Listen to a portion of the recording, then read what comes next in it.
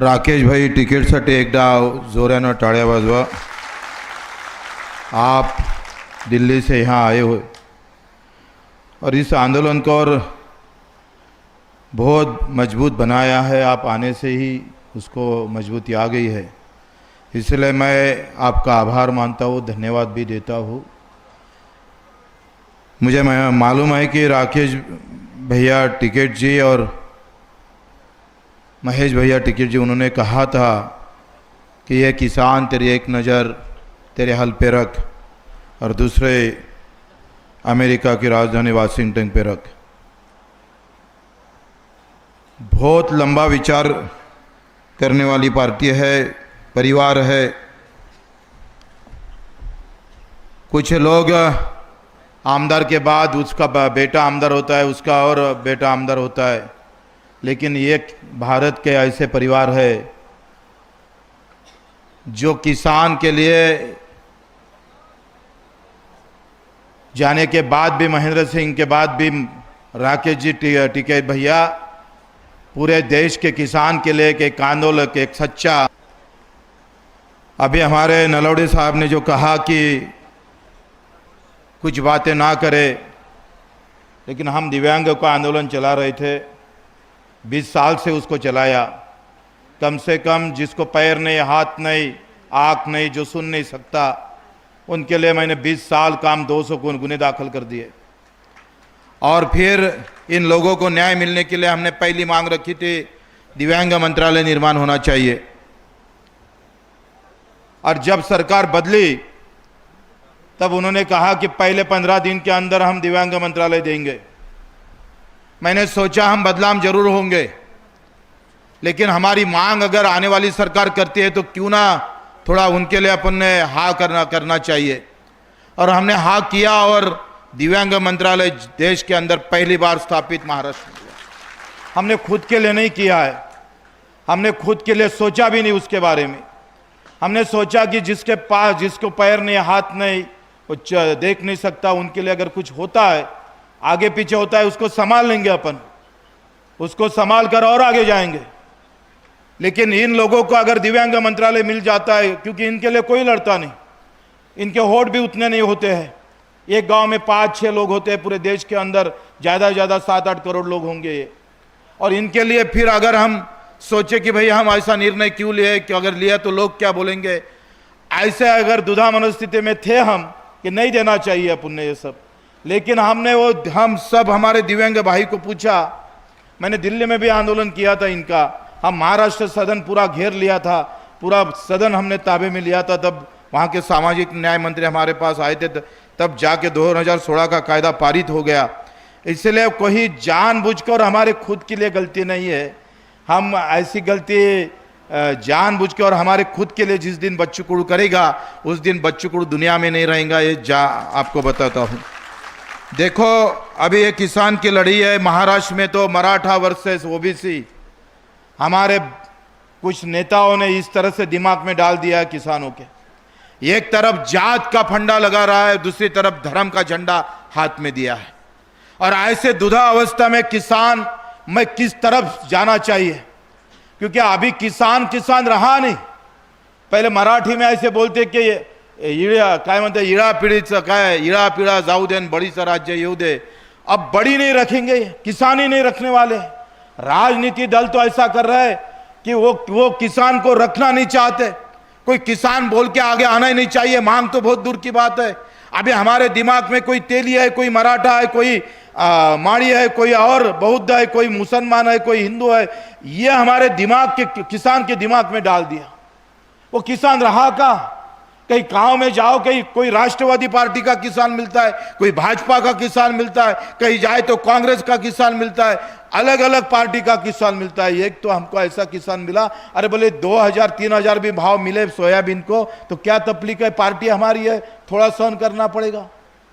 किसान है लेकिन पार्टी का है, वो सत्ता के बाजू में बोलना चाहता है, वो बोलता है जो भी कर रहा है वो ठीक है क्योंकि पार्टी हमारी है, इसलिए किसान महत्वपूर्ण नहीं होता। मैं हमेशा बोलते रहता हूँ सभा के अंदर कि बाप मर गया तो भी बेहतर, लेकिन नेता नहीं मरना चाहिए। ये जो मानसिकता है उसको हटाना पड़ेगा, फिर जाके किसान आगे चलेगा। क्योंकि अभी हमारे दिमाग में वही हर जगह, हर गांव अगर गए तो जात और धर्म इतना डाल दिया। 15 साल बीजेपी, भारतीय जनता पार्टी पूरे सत्ता में है, लेकिन वही उसके कार्यकर्ता बोलते हैं अभी हिंदू खतरे में है। अगर तेरी पार्टी अगर 15 साल में है तो भी अगर हिंदू खतरे में है, तो ऐसी क्या मुसीबत है तेरे पार्टी को जो हिंदू को बचा नहीं सकती? यह सब गुमराह करने की बात चल रही है। और इसीलिए मुझे ऐसा लगता है कि हम अन्न त्याग आंदोलन, मैंने रायगढ़ के पीछे भी वहाँ भी किया था जब सीएम की बैठक हुई, और बाद में और यह आंदोलन शुरू किया। ये इसीलिए किया कि लोगों को भी लगना चाहिए कि भाई हमारे लिए कुछ, हमारा नेता कुछ गंवाने को तैयार है, कुछ खोने को तैयार है। इसीलिए इसकी शुरुआत अन्न त्याग से होंगी, और अभी गांधीगिरी से आंदोलन होगा, आगे वाला आंदोलन भगत सिंह गिरी से होगा। तोड़ के रख देंगे सबको, जितना तोड़ना है उतना तोड़ के रखेंगे। अगर शांतिपूर्व आंदोलन में अगर सरकार सहमत नहीं होती, हमारे साथ खड़ी नहीं होती, तो हम भी कच्चे गुरु के चले थोड़े हैं। अगर राकेश जी टिकैत साहब आप आए हैं तो आपके ताकत पर, आपके आशीर्वाद पर उतने ताकत से हम आगे बढ़ने वाले हैं। हम कहीं पीछे नहीं रहेंगे। यहाँ धर्मवीर संभाजी राजे का फोटो लगा है, बाद में भगत सिंह का फोटो लगा है, और जिस धरती पे खड़े हैं वो तुकडोजी महाराज की धरती है, जिन्होंने अपने किताब के पहले पन्ने पे किसान का फोटो लगा है। इसीलिए यहाँ से आंदोलन हमने शुरू किया है। और ये ऊर्जा का ये स्थल है। यहाँ से ऊर्जा लेकर कुछ दिन हम शांतिपूर्व आंदोलन जरूर करेंगे, लेकिन इसके आगे अगर सरकार झुकती नहीं है तो झुकाना किस तरह से है ये हमको याद है, किस तरह से सरकार को झुकाना पड़ेगा। खाली आपका आशीर्वाद राकेश जी हमारे साथ होना चाहिए। आपने जिस तरह से आंदोलन किया, हम उसके लिए आपको सलाम करते हैं, आपको धन्यवाद देते हैं कि इस तरह से आपने, अभी किसान के लिए लड़ने वाला है ही नहीं, कौन लड़ता है? अरे ये आंदोलन अगर हम जात के नाम पर करते थे, धर्म के नाम पर करते थे, तो मुसीबत हम लोग कम आए ये सोचना पड़ता था। क्योंकि धर्म और जात के नाम पर आंदोलन किए तो खुद होकर लोग खड़े हो जाते। अगर हक के लिए अगर आंदोलन करें तो लोग खड़े होने में इतने बड़ी प्रॉब्लम हो जाती कि अपने बैठ जाने की अवस्था हो जाती है। और ऐसे अवस्था में आप भारत में पूरे वर्ष में, पूरे जग के अंदर, वर्ल्ड के अंदर आपने जो अभी तक जो मेहनत की है, अभी तक अपने श्रम, अपना खून बहाया है, उसके लिए बच्चों को आपका बहुत बहुत धन्यवाद करता है, सलाम भी देते हैं आपको बहुत सारी बधाई भी देते हैं। आप आए तो आप पहले नेता हो इस मंडप में, पहले दूसरे दिन है, दिल्ली से आप आए, हमारे लिए बहुत गर्व की बात है, हमारे लिए बहुत ऊर्जा देने वाली बात है। आप आने से बिल्कुल इस आंदोलन का और अच्छे बड़ी ताकत मिलेंगी, अच्छी तरह से ये आंदोलन आगे जाएगा। क्योंकि ये आंदोलन हारना बोले तो किसान का हार होंगी, हमारी सबकी हार होंगी। हम हार नहीं चाहते कोई भी हालत में। हमारे दिव्यांग भाई हो, हमारे मजदूर हो, हमारी मजूरी का जो MRHS में मजूरी करते हैं वो लोग, तो उनको मजूरी मिलती थी 200-250 रुपये, अभी बढ़ाकर उन्होंने बढ़ाया 300 रुपये। यानी हमारे विधायक और हमारे MP को जो पहले 50,000 रुपये तनख्वाह मिलता था, अभी अजीत दादा और हमारे मुख्यमंत्री को 3.5 लाख रुपए तनख्वाह मिल रहा है। इनके जो पगार में बढ़त हो गई है वो 950% तक आगे पहुंची है। और हमारे किसान के फसल के जो बढ़त मिली है वो पीछे गई है। 2000 इसके 5 साल पहले हमारी सोयाबीन के भाव 6000 तक हमने बेचा, और अभी सोयाबीन हम 3500 में बेच रहे हैं, तो भी कोई चिल्लाता नहीं। दुख इस बात का है कि भाव कम मिले, इससे ज्यादा दुख है कोई किसान चिल्लाने को तैयार नहीं, आगे अगर कोई बड़ी बात करने को तैयार नहीं। ये सबसे बड़ी मुसीबत है। और इसीलिए मैं बोल रहा हूं कि मांग महात्मे की बात है। ये जो आंदोलन कर रहे हैं तो हम सरकार को तो सुनाएंगे, लेकिन उससे ज्यादा महत्वपूर्ण है कि हम हमारे किसान का अस्तित्व निर्माण करना चाहते इस आंदोलन के माध्यम से। और हम जो सरकार को बताने जा रहे हैं और लोगों को बताने जा रहे हैं कि हम और जिंदा है। कुछ लोग मरे होंगे, धर्म और जात के नाम पर, कुछ लोग मरे होंगे पार्टियों के नाम पर, लेकिन हम जिंदा है किसान और मजदूरों के नाम पर। हम इसके लिए यह आंदोलन, अभी उसकी शुरुआत है।